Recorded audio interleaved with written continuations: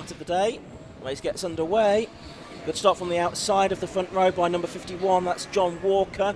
Can he get ahead of the 47 car? Well, he's got his nose in front as they head out of the first turn, and they're still alongside as they head towards the banking. As one car gets underway with a 10-second penalty, that's the 68 car of Andrew Peck. So he gets into the race now, but for the lead, it was between John Walker and James Coleman. They are still side by side, look, as they head into Church Corner, and it looks like it's the pole position car of James Coleman that has got the lead, Josh, as they head up the hill for the first time. Yeah, and for the first time in this race, they're not side by side, are they? As they go through school, just James Coleman is ahead. Good start from Sam Callaghan. He's up there into third position. He started fifth in his Boxer. So you've got all these. Oh, the leader runs a little wide, but I don't think that was a problem. Callaghan gets sideways, but you've got the three Class 2 Boxsters at the front. Roger Coy is the best of the rest in his 968. They're in fourth position. He's got another front engine car behind. That's Jamie McHugh's 944 Turbo. That's a Class 1 car, so should have a bit more power as they work their way here through Peel down towards the corkscrew for the first time in this 15-minute race, being headed then by James Coleman at the end of the first lap. Yes, that's right. So dramatic first few corners there, but in the end it was Coleman that managed to shake off John Walker. He got a good start from the outside of the front row, which actually is probably the more usual racing line, the outside line. You're quite tight up against the pit wall and on the wrong line, really, to be approaching the first corner from pole position. So looking at it, looks like Ivan Mayers is leading in his class SP4 at the moment in the 316 car, a bit further up the road. That's Daniel Krigo, and also involved there, I think, is the 55 car of Jonathan Leeson.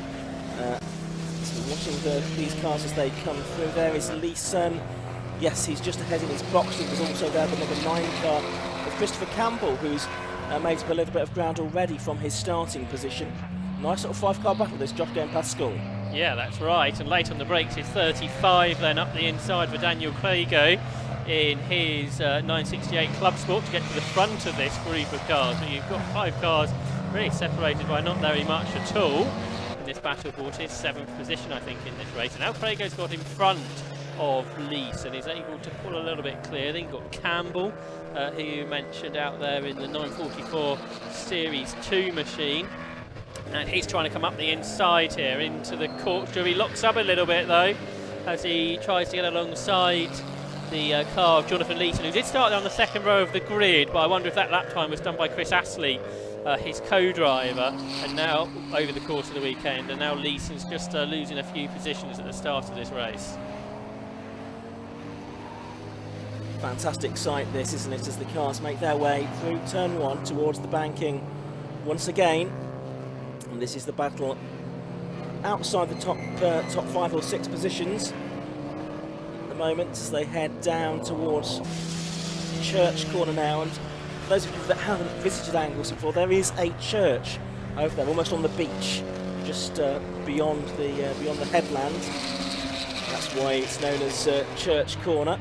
But we're watching at the moment, 55 under pressure here from number 9, Christopher Campbell. Campbell's going to get up the inside into Rocket.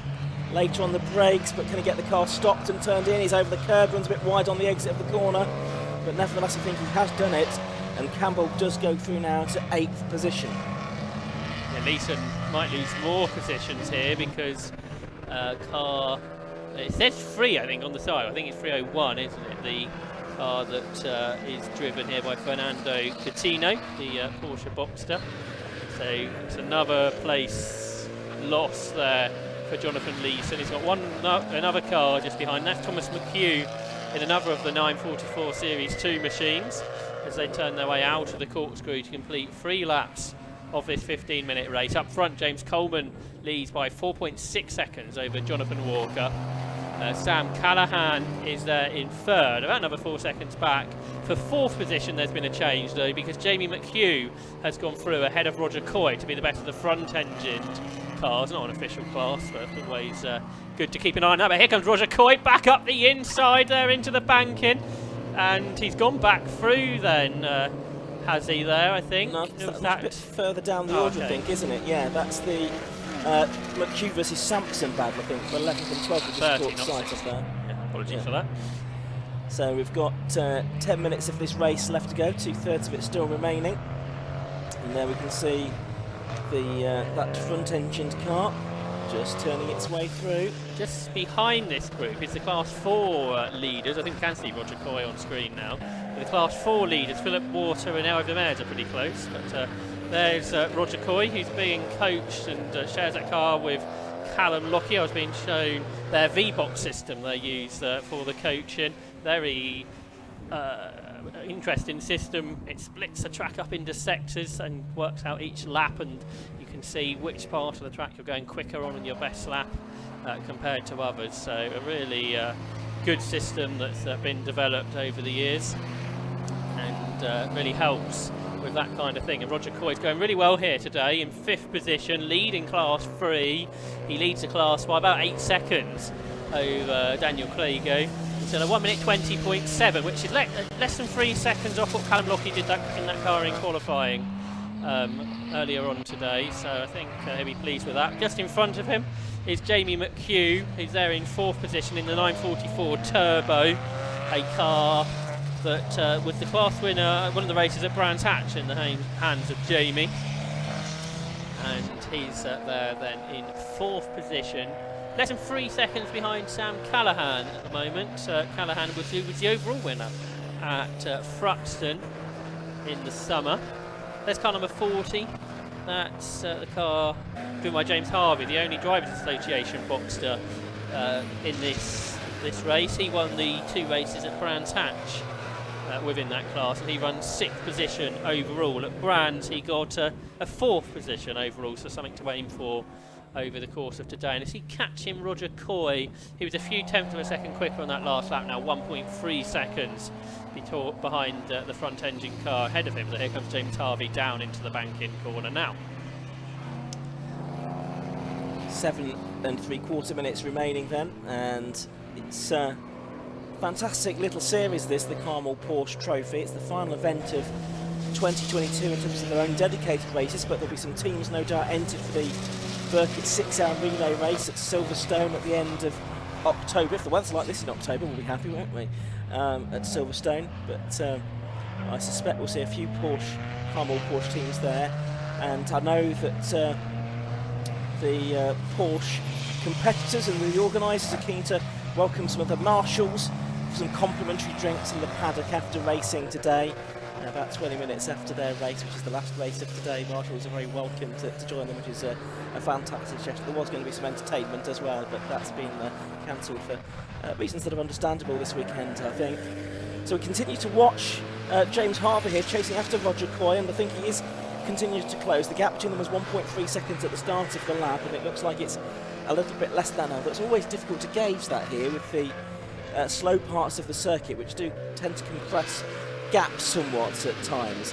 Here's some more cars coming through the corkscrew, including Fernando Coutinho in 9th and the Thomas McHugh number 56 car in 10th place. Yeah, they're just behind Christopher Campbell, aren't they? To 8th, 9th and 10th all together on the track. Not much of a gap at all between those three. So it's Campbell's 944, Gattino's Boxster, and then McHugh's similar 944 as they work their way here down into the banking. Currently in 3rd position within Class 3 is Chris Campbell, 2nd in Class 1 for Coutinho, and then McHugh 4th therefore within Class 3. They turn their way through Church. Really quick through there was Campbell at the front of that group.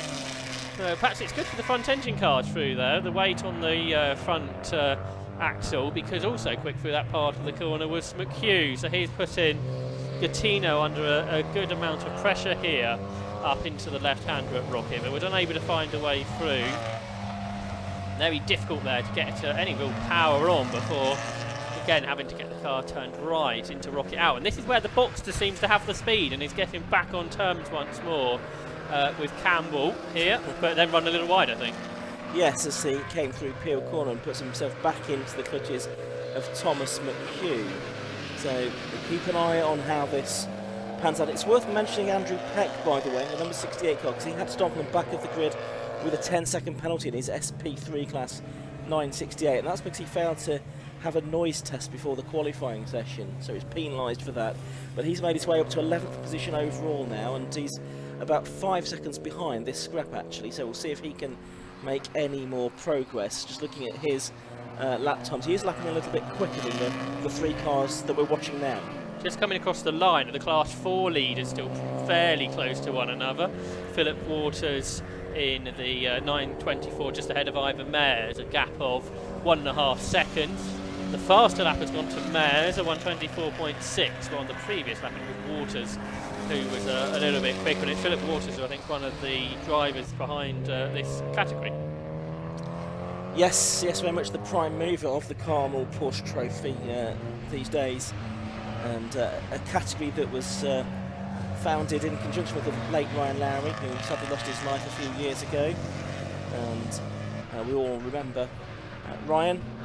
And it's yes, a very entertaining little series. It's not set up as a championship. We do see drivers come and go, someone locking up in the background there as the meeting goes on. I think that was Ivan Mayers actually trying to get back on terms with Philip Waters, who we were talking about.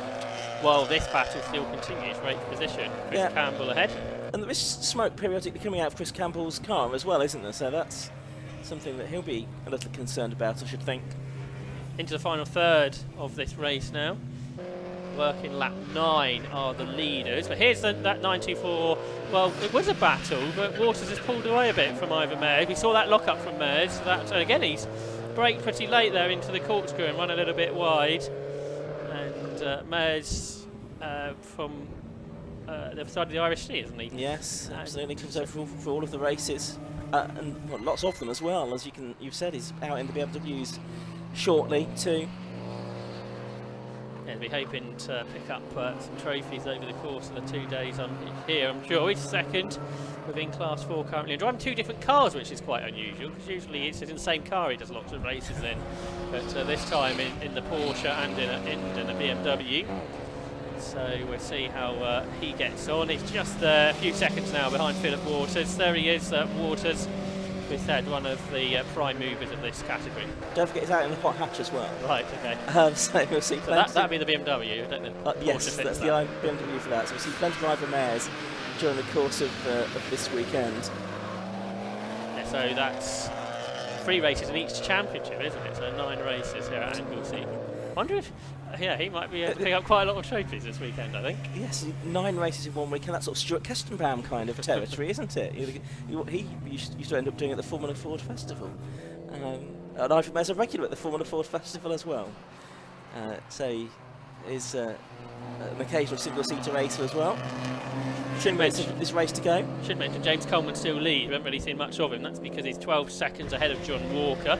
So James Coleman is looking set here to be the 6th different winner in 6 races in the Carmel Porsche Trophy, which is quite impressive to have a different winner in each of the times that we've seen this category so far. With 3 races this weekend, you'd think that somebody might at least double up. Yes. And with James Walker's pace in this race, spec part 2 seconds faster than anybody else, he's going to be hard to beat. There's somebody slow in here, and it's one of the front engine cars, isn't it? Look that way. Let's see if we can get that car that's going onto the grass. It's the 69 car, is it? It's not. So Richard Jones, his 924 has come to a stop. That'd be the first retirement of this race, because everybody else, he would actually run it in the final position in 17th. So this battle comes across the line. It's really been a race-long battle, hasn't it? Which has it now been joined by Andrew Peck, the driver who started with the delay start? Yeah, I think it has. Yes, he's with them now within a second of Gattino. He's already got past McHugh, therefore. And so there's 8th and 9th, Campbell and Gattino. Behind them, the quickest driver who has joined in this pack, Andrew Peck, started with a delay from the back, is potentially going to end up at the front of this group before the end, you would imagine. His pace would put him about 7th or 8th, I think, looking at the lap times he's done during the course of this race so far. So that's Peck with the white car with the green stripes, and he possibly might make up some more ground here. The last lap board has gone out, by the way, to our race leader James Coleman, and also to John Walker, who's in 2nd place, but looks like we could see a change here with Peck already up into the top 10, possibly getting 1 or 2 more places here as well. Hopefully for them there weren't yellow flags out there, because there's those cars on the inside of the circuit, and marshals with them. They make their way down towards the corkscrew, and lots of smoke again coming out the back of the Campbell car, who's lost positions here, hasn't he? Because both Gattino and Peck have got past him, I think. So 2 places lost there on that lap for Christopher Campbell, and importantly to Andrew Peck, that's for 3rd within Class 3. Meanwhile, for the final time into the corkscrew comes James Coleman.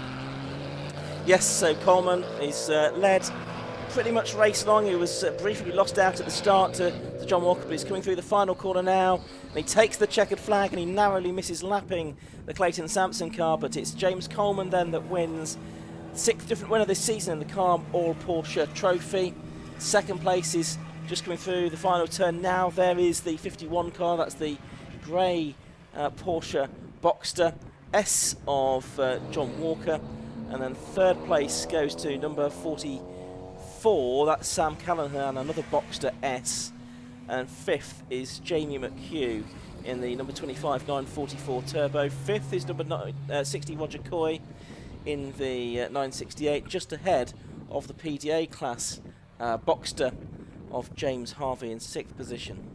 Just in front of the battle for 2nd, we saw the Class 4 winner come through, which was Philip Waters. He won that class in the end by 4 seconds over Ivor Mares. Class 3 therefore went to Roger Coy, 2nd in that Daniel Craigie. Class 2 was our overall winner, James Coleman, and the Class 1 winner was Jamie McHugh, 2nd in that class, Fernando Gattino, and then the only Drivers Association car in the race was James Harvey. So that has had all the cars now come through to take the checkered flag. James Coleman becoming the 6th different winner in the 2022 Calm All Porsche Trophy for the year. And it looks like a couple of drivers might... Oh, they were the 2 drivers, I think, who he would just about to lap, isn't it? Who come up to the line now.